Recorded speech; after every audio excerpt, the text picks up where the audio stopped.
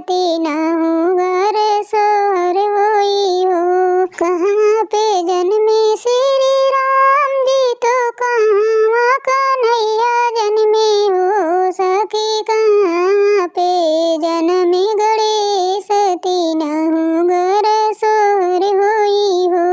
के करे जन्मे श्री राम जी तो के करे कन्हैया जन्मे हो। सखी के करे को जन्मे गणेश तीन हूँ घर सोहर होई हो। कौशल्या के जन्मे श्री राम जी तो देवकी कन्हैया जन्मे हो। सखी गौरा के जन्मे गणेश तीन हूँ घर सोहर होई हो।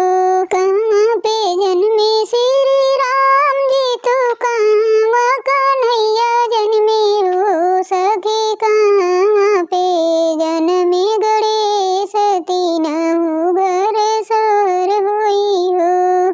करे तो खैये श्री राम जी तो करे कन्हैया खैये हो। सखी करे खैये गणेश तीन हूँ घर सोहर होई हो।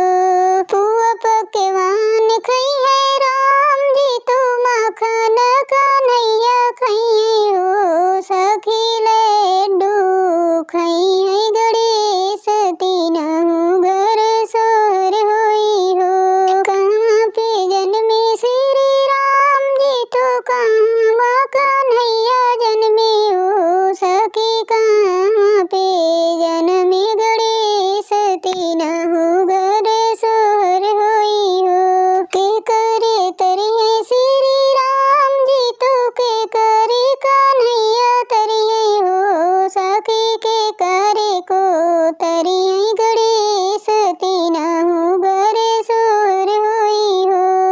रावण का तरिये श्री राम जी तो कंस का कन्हैया तरिये हो। सखी दुरासत को तरिये गणेश तीन हूँ घर सोहर होई हो।